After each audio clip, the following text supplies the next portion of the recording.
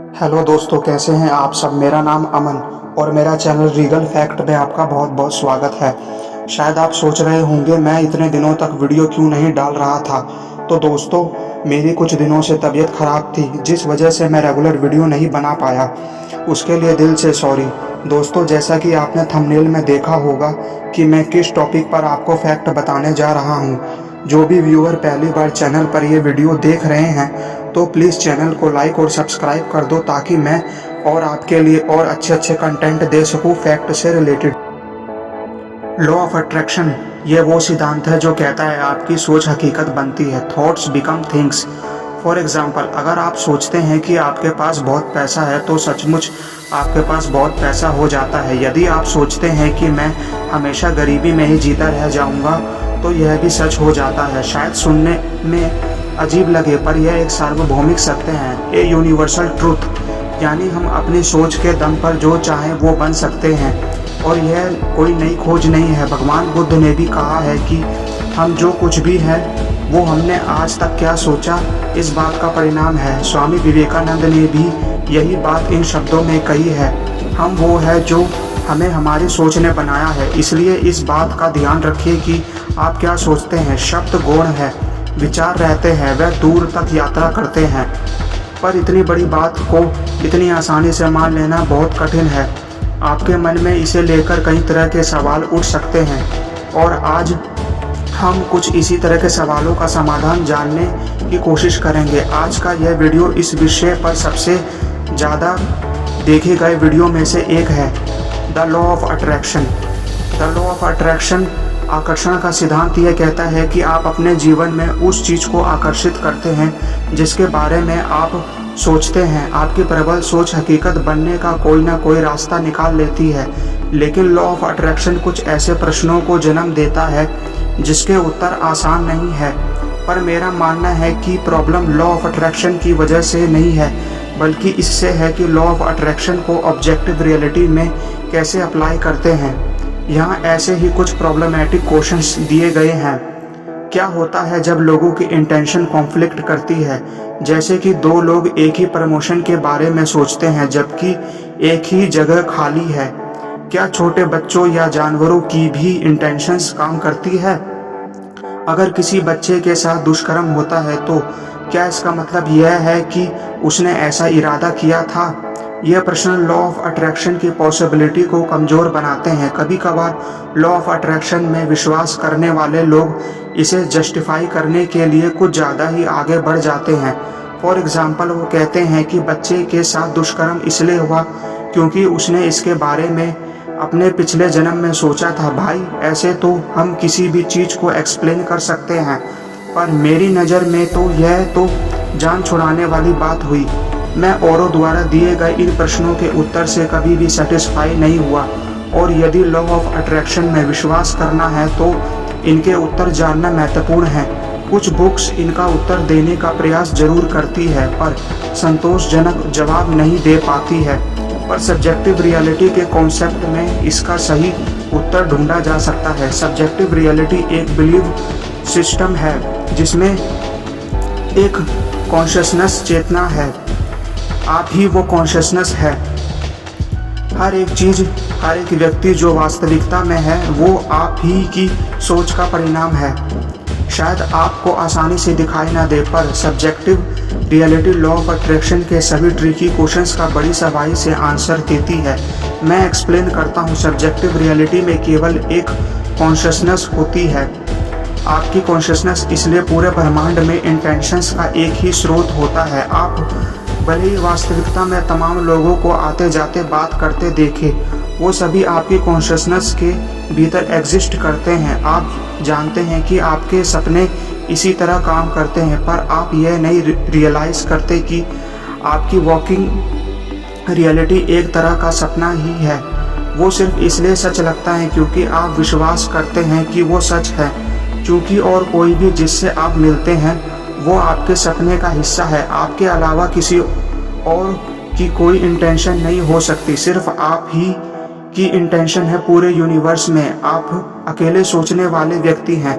यह जरूरी है कि सब्जेक्टिव रियलिटी में आपको अच्छे से डिफाइन किया जाए। आप आपका शरीर नहीं है, आप आपका अहम नहीं है। मैं यह नहीं कह रहा हूँ कि आप एक कॉन्शियसनेस बॉडी है जो अनकॉन्शियसनेस मशीनों के बीच घूम रहे हैं। यह तो सब्जेक्टिव रियलिटी की समझ के बिल्कुल उलट है।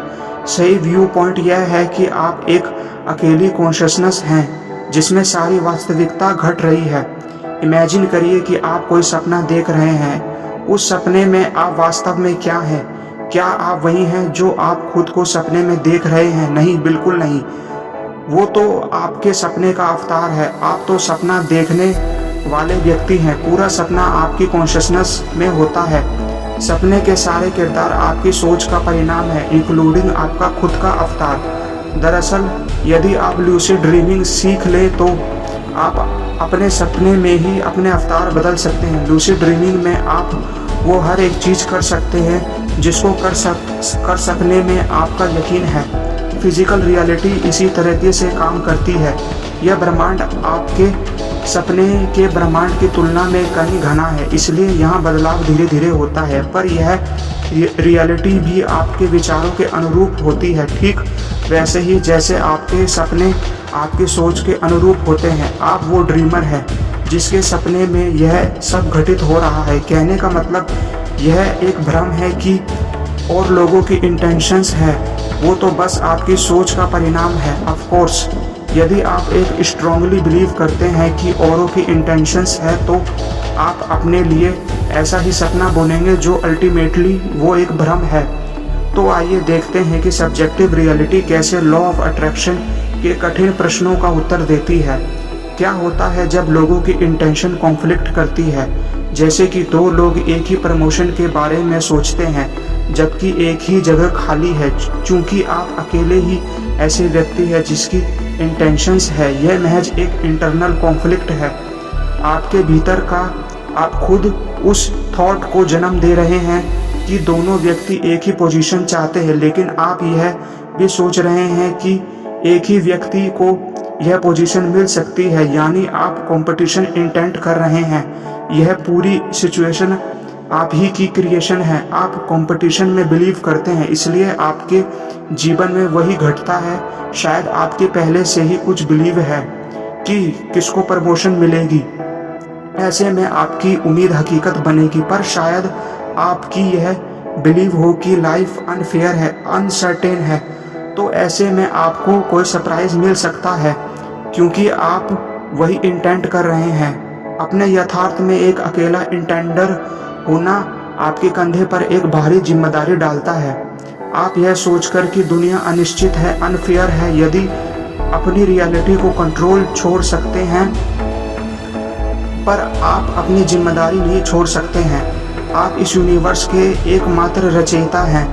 यदि आप युद्ध, गरीबी, बीमारी इत्यादि के बारे में सोचेंगे तो आपको यही देखने को मिलेगा। यदि आप शांति, प्रेम, खुशी के बारे में सोचेंगे तो आपको यह सब हकीकत में होते हुए दिखेगा। आप जब भी किसी चीज़ के बारे में सोचते हैं तो दरअसल उस सोच को वास्तविकता में प्रकट होने का आह्वान करते हैं।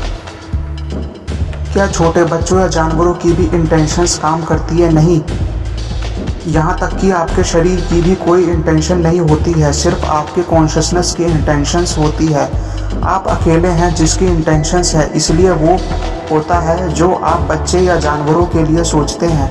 हर एक सोच एक इंटेंशन है, तो आप जैसे भी उनके बारे में सोचोगे यथार्थ में उनके साथ वैसा ही होगा। यह ध्यान में रखिए कि बिलीव्स अधिक्रिमिक है, इसलिए यदि आपकी यह बिलीव की वास्तविकता अनिश्चित है, अनकंट्रोलेबल है, ज़्यादा सशक्त है, तो यह आपकी अन्य बिलीव्स जिसमें आपको कम यकीन है को दबा देगी। आपके सभी विचारों का संग्रह यह तय करता है कि आपको हकीकत में क्या दिखाई देगा। अगर किसी बच्चे के साथ दुष्कर्म होता है तो क्या इसका मतलब है कि उसने ऐसा इरादा किया था? नहीं, इसका मतलब है कि आपने ऐसा इंटेंट किया था। आप चाइल्ड अब्यूज़ के बारे में सोचकर उससे वास्तविकता में होने के लिए इंटेंट करते हैं। आप जितना ही चाइल्ड अब्यूज़ के बारे में सोचोगे या किसी और चीज़ के बारे में, उतना ही हकीकत में आप उसका विस्तार देखेंगे। आप जिस बारे में भी सोचते हैं उसका विस्तार होता है, और वो बस आप तक ही सीमित नहीं होता बल्कि पूरे ब्रह्मांड में ऐसा होता है। अगर आप किसी चीज़ के बारे में बिल्कुल ही सोचना छोड़ देंगे तो क्या वो गायब हो जाएगी? हाँ, टेक्निकली वो गायब हो जाएगी, लेकिन प्रैक्टिकली आप जिस चीज़ को क्रिएट कर चुके हैं उसे अनक्रिएट करना लगभग असंभव है। आप उन्हीं समस्याओं पर फोकस करके उन्हें बढ़ाते जाएंगे, पर जब आपकी अभी जो कुछ भी वास्तविकता में अनुभव कर रहे हैं उसके लिए खुद को 100% रिस्पॉन्सिबल मानेंगे, तो आप में वो शक्ति आ जाएगी जिससे आप अपने विचारों को बदलकर अपनी वास्तविकता को बदल सकते हैं। ये सारी वास्तविकता आप ही की बनाई हुई है। उसके बारे में अच्छा फील करिए, विश्व की रिचनेस के लिए ग्रेटफुल रहिए और फिर अपने डिसीजंस और इंटेंशंस से उस रियलिटी का निर्माण करना शुरू कीजिए जो आप सचमुच चाहते हैं। उस बारे में सोचिए जिसकी आप इच्छा रखते हैं, और जो आप नहीं चाहते हैं उससे अपना ध्यान हटाइए। यह करने का सबसे आसान और नेचुरल तरीका है। अपने इमोशंस पर ध्यान देना, अपनी इच्छाओं के बारे में सोचना आपको खुश करता है, और जो आप नहीं चाहते हैं उस बारे में सोचना आपको बुरा फील कराता है। जब आप नोटिस करें कि आप बुरा फील कर रहे हैं तो समझ लीजिए कि आप किसी ऐसी चीज़ के बारे में सोच रहे हैं जो आप नहीं चाहते हैं। वापस अपना फोकस उस तरफ ले जाइए जो आप चाहते हैं। आपकी इमोशनल स्टेट बड़ी तेज़ी से इम्प्रूव होगी। आप बार बार ऐसा करने लगेंगे तब आपको अपनी फिजिकल रियलिटी में भी बदलाव आना नज़र आएगा, पहले धीरे धीरे और बाद में बड़ी तेज़ी से। मैं भी आपकी कॉन्शियसनेस का ही परिणाम हूँ। मैं वैसे ही करता हूँ जैसा कि आप मुझसे एक्सपेक्ट करते हैं। यदि आप मुझे एक हेल्पफुल गाइड के रूप में एक्सपेक्ट करते हैं तो मैं वैसा ही बन जाऊँगा। यदि आप मुझे गहन और व्यवहारिक होना एक्सेप्ट करते हैं तो मैं वैसा बन जाऊंगा। यदि आप मुझे कंफ्यूज्ड और बहका हुआ एक्सेप्ट करते हैं तो मैं वैसा बन जाऊंगा। पर मैं ऐसा कोई मैं नहीं हूँ जो आपसे अलग है। मैं बस आपकी क्रिएशंस में से एक हूँ। मैं वो हूँ जो आप मेरे लिए इंटेंट करते हैं, और कहीं ना कहीं आप पहले से ही यह जानते हैं, क्यों, है ना? तो दोस्तों, आपको ये फैक्ट वीडियो कैसा लगा? अगर आपको ये फैक्ट वीडियो अच्छा लगा तो प्लीज़ चैनल को लाइक सब्सक्राइब कर दीजिए ताकि और इसी तरह के वीडियो मैं आपके लिए लाता रहूँ। Thanks for watching.